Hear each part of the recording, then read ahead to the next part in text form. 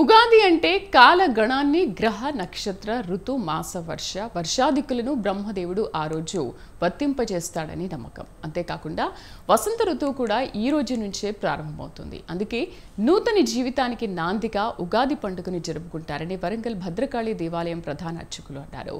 అందరూ ధర్మం వైపు అడుగులు వేయాలంటున్న భద్రకాళి దేవాలయం ప్రధాన పూజారి సత్యంతో మా ప్రతినిధి Sudhakar face to face.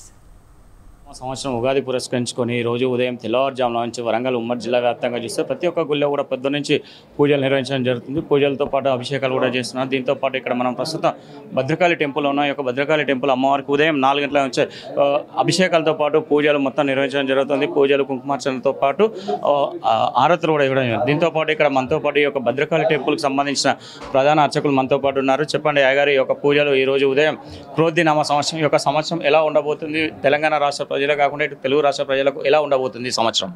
Bhadrakali శరణమ్మ స్వతంత్ర టీవీ ఛానల్ ప్రేక్షకులందరికీ కూడాను క్రోధినామ సంవత్సర శుభాకాంక్షలు, శుభ ఆశీస్సులు.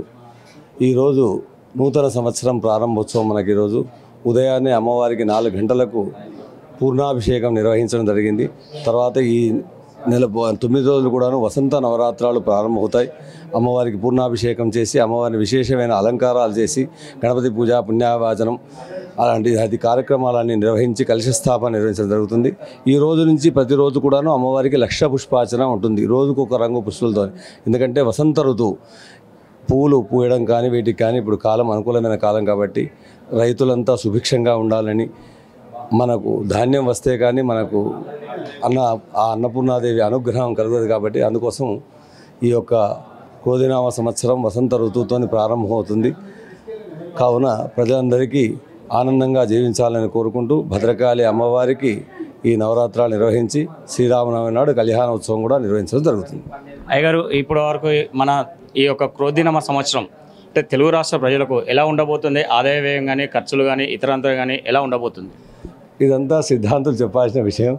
మేము అర్చకులం, దేవతారాధన చేయడం అనేదే మాకు ఈ క్రోధనామ సంవత్సరం భద్రకాళి అమ్మవారి యొక్క అనుగ్రహంతో అందరూ బాగుండాలని మేము పూజలు ఆచరిస్తాం.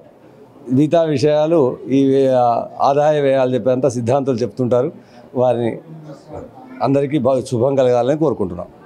ఇది ఇక్కడ భద్రకాళి అయ్యగారు చెప్పేది. ఎందుకంటే గత ఈ అమ్మవారికి 9 రోజులు 9 రకాల 1,00,000 పూలతోని రోజుకొక రకంతో ఒక్కొక్క 1,00,000 పూలతోని అలంకరణ చేయడం జరుగుతుంది. ఈ క్రోధినామ సంవత్సరం ఇటు రైతులు కానీ పిల్ల పాప అందరూ ఆరోగ్యంగా ఉండాలని చెప్పేసి భద్రకాళి అయ్యగారు కూడా అందరినీ దీవించడం జరుగుతుంది.